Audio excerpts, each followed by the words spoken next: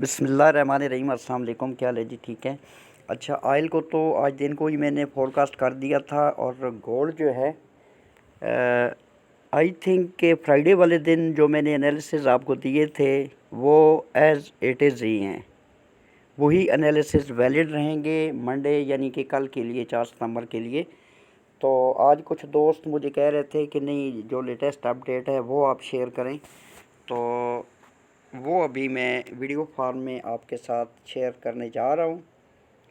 तो presently gold की जो सिचुएशन है मेरे पॉइंट ऑफ व्यू से डाउन ही है, सेल में ही देख रहे हैं। अब गोल्ड को अगर हम ट्रेंड लाइन के हिसाब से देखें तो गोल्ड की प्राइस ये देखें, ये एक ट्रेंड लाइन है जो कि नीचे से ऊपर जा रही है। ठीक है। अब इसको अगर मैं यहाँ से मिलाता ना यहाँ से, तो फिर आई थिंक कि ये एक परफेक्ट ट्रेंड लाइन हमारी नहीं बननी थी। अगर ज़बरदस्ती बंदा एक एक्स्ट्रा लगाना चाहे तो यहाँ से यहाँ तक आप एक ट्रेंड लाइन लगा भी सकते हैं। ठीक है। लेकिन मैंने इसको थोड़ा एक्सटेंड करके लगाया। ये लो टू हाई वाली ट्रेंड लाइन है और दूसरी जो ट्रेंड लाइन है ये H1 का टाइम फ्रेम है। आपको टाइम फ्रेम भी बताता चलूँ। ये जो हाई है यहाँ से लेकर, ठीक है, यहाँ से लेकर इसको नीचे डाउनवर्ड मैंने मूव करवाया है यहाँ तक। ठीक है जी। अब अगर इसको हम देखें तो ये एक ट्रायंगल बन रही है। ये इसको हम सिमेट्रिकल ट्रायंगल कह देते हैं, बल्कि है ही सिमेट्रिकल ट्रायंगल। असल में व्यू जो है वो कुछ ज़्यादा क्लियर नहीं नज़र आता, तो इसको मैं थोड़ा सा जूम कर लेता हूँ। प्रेजेंटली आपको मैं बताऊं कि मेरे पॉइंट ऑफ व्यू से जो सेल जोन है वो है 1946-47 से लेकर 1924-25 तक। ये सारे का सारा एरिया जो है, ये जो मैंने डार्क किया हुआ है, ये सारे का सारा सेल जोन है। ठीक है। फिर अगर इसी एरिए को हम थोड़ा सा मिनिमाइज करते हैं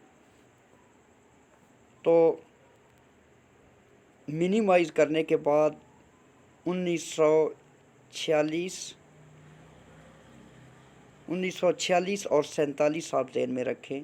यहाँ से लेकर यहाँ तक 1942 तक। ठीक है।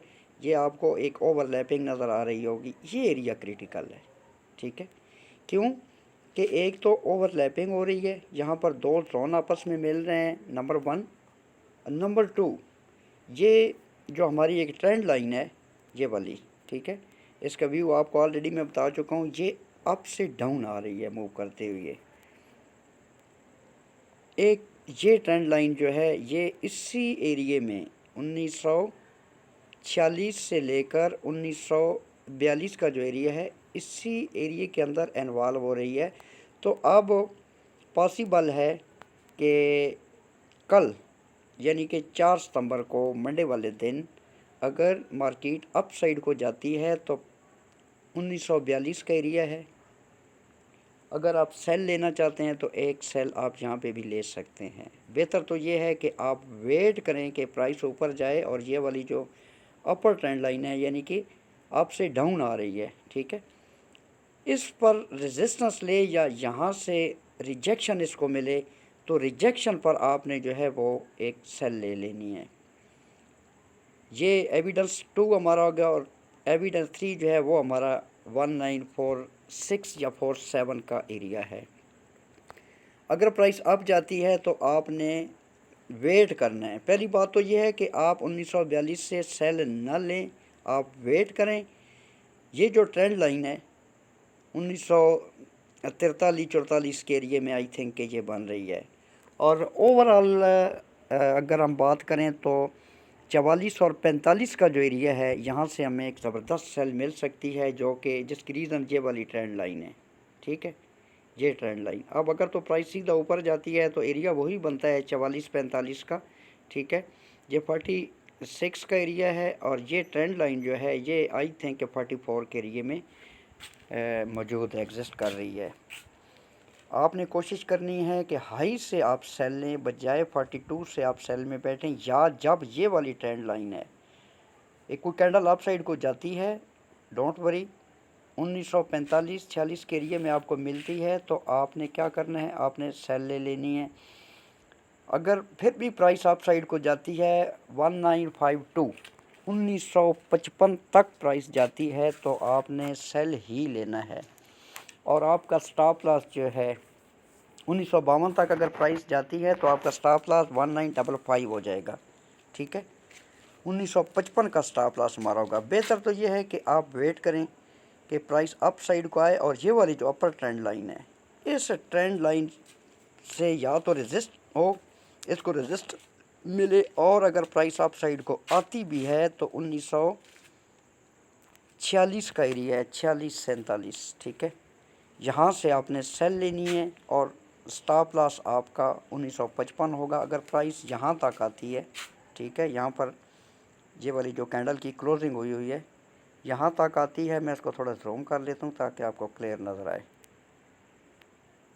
यहाँ तक प्राइस आती है, इवन अपना जो टॉप लगा हुआ है जुमे वाले दिन जो मार्केट ने टॉप लगाया था 1952 वाला, यहाँ तक भी आती है, डबल टॉप बनाती है तो आपने सेल लेनी है और आपका स्टॉप लॉस 1955 होगा।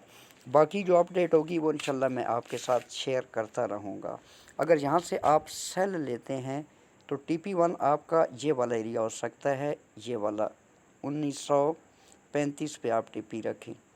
फिर अगर डाउन आती है प्राइस, यस 1935 का ही एरिया बन रहा है, 1935 पे आपका TP1 होगा और TP2 डायरेक्ट ही आपको मैं यहाँ पर दे रहा हूँ जो कि 1924 या 25 का एरिया है। आई थिंक कि आपको मेरी बात समझ आ गई होगी।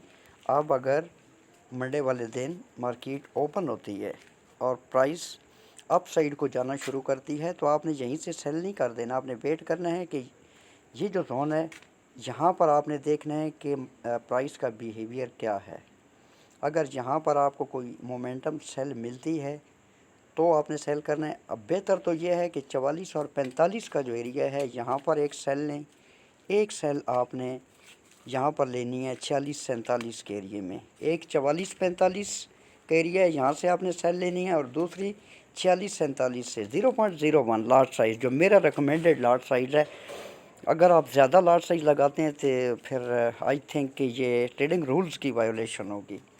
फिर मज़ीद आपने यहाँ तक वेट करना है। अगर प्राइस इस एरिए को 1946-47 को अप साइड को ब्रेक करती है और एक डबल टॉप बनाने आती है तो ये एक ज़बरदस्त सेल आपको मिल सकती है 1952 के एरिए से। और यहाँ से अगर आप सेल करते हैं तो आपका स्टॉप लॉस 1955 होगा। TP1 जो है वो आपका 1935 होगा। ठीक है, TP1 जो है क्योंकि 39-40 पे तो प्राइस खड़ी है, TP1 जो है ये आपका हो जाएगा जनाब 1935 और TP2 जो है आपका 24-25 का एरिया होगा। ये कल की डेट में मैं बता रहा हूँ। अगर प्राइस इस तरीके से बिहेव करती है तो कल की ये हमारी एंट्रीज होंगी, अगर परसों करती है तो परसों होगी। ये फोरकास्ट 2 दिनों के लिए वैलिड होगी, तो हम इसको कंसिडर जो है ये कल के लिए ही करेंगे। प्रेजेंटली ये वाली जो ट्रेंड लाइन है ये वेरी इंपॉर्टेंट है क्योंकि एक तो ये ओवरलैपिंग सेल जोन भी है और दूसरा एक ट्रेंड लाइन भी है। ये 2 कन्फर्मेशन हैं हमारे पास। और आपने जल्दबाजी नहीं करनी। यहाँ पर अगर प्राइस आती है 1942 आपने वेट करना है। 44-45 से एक सेल डालनी है, प्राइस ऊपर जाती है यहाँ तक 1946-47 एक यहाँ पे सेल लेनी है और लास्ट सेल आपने 1952 से लेनी है। TP1 आपका 1935 होगा, TP2 आपका 1925 होगा या 24 हो सकता है। प्रेजेंटली ये वाला एरिया सारे का सारा सेल जोन है जो कि 1946-47 से लेकर 1924 तक का एरिया है। अपना बहुत सारा ख्याल रखना, मुझे दुआओं में याद रखना। टेक केयर, अल्लाह हाफिज़, पाकिस्तान जिंदाबाद।